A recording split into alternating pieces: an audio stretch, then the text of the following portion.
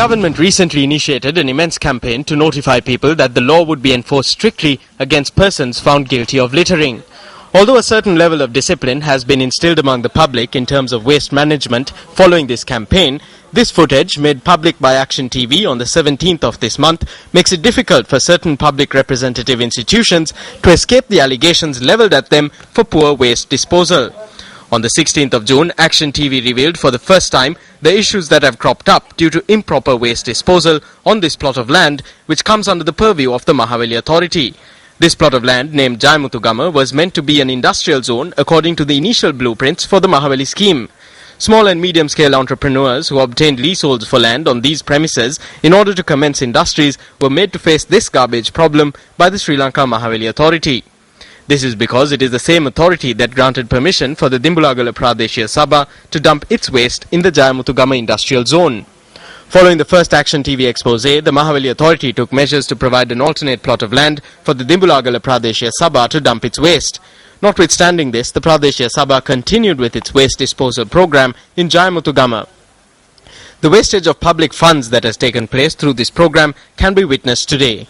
The Ministry of Economic Development has called on the District Secretary of Polonnaruwa to furnish them with a report of the garbage dumping which is taking place in spite of this signpost put up by the Mahaweli Authority, as the disposal of waste has also affected a water scheme in Jayamutugama commenced by the Ministry under the Divi Naguma program. The resident enterprise manager of the Mahaweli B zone has now put up a stricter notice than this signpost, warning of action against those who continue to dump waste here. However, the Dimbulagala Pradeshiya Sabha is showing no disposition towards falling in line with this warning. We went to the police and health officials, but every time they go into hiding, so even they are helpless. Secretary to the Ministry of Irrigation and Water Resource Management, once again, over to you.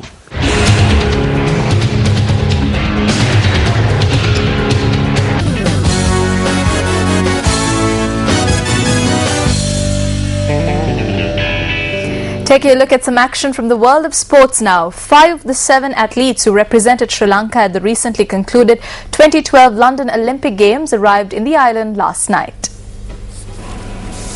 Shuttler Niluka Karunaratne, who captained the Sri Lanka team at the 2012 Olympics, along with fellow shuttler Thirini Jayasinghe, shooter Mangala Samrakun, swimmers Heshan Unambua and Reshika Udugampala were amongst the team that arrived last night.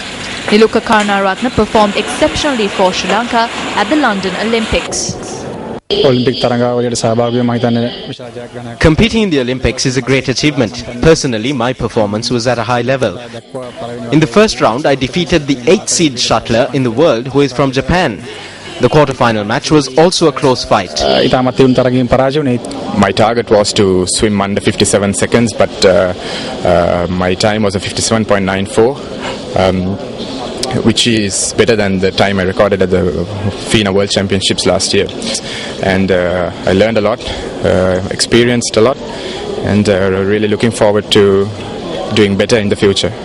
It was a really good experience, and this is my first time in Olympics, so it's a really good experience for me, for my future, for my career.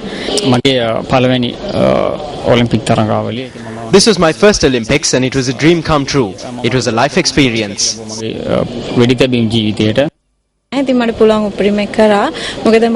I did my best. I was selected just a week before the Olympics, so I didn't have much time to practice.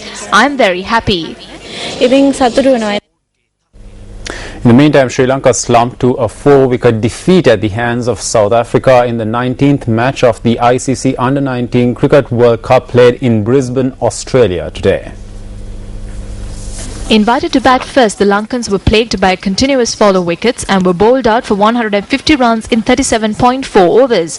Pulina Tharanga top-scored with an unbeaten 50 runs off 60 balls, which included 4 boundaries and 2 sixes.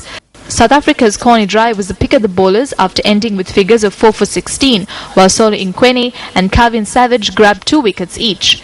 In reply, South Africa reached the victory target in just 33 overs with 102 balls remaining.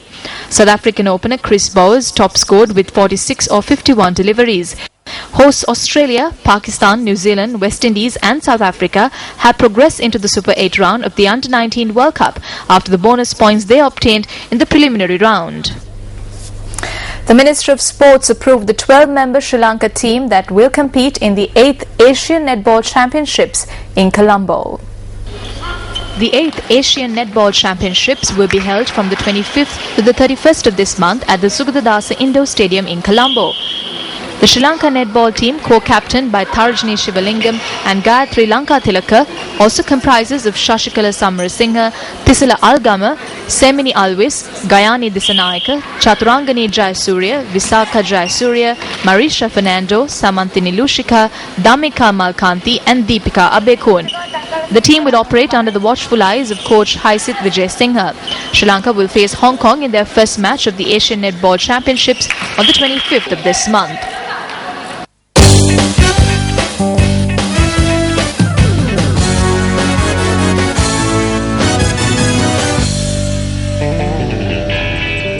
Well, that's it from all of us here at the MTV Sports News Desk for today. Do join us again tomorrow, and also don't forget to log on to our website. That's www.newsfirst.lk. I'm Mahina Bongzo. And I'm Shayan Silva. Good night.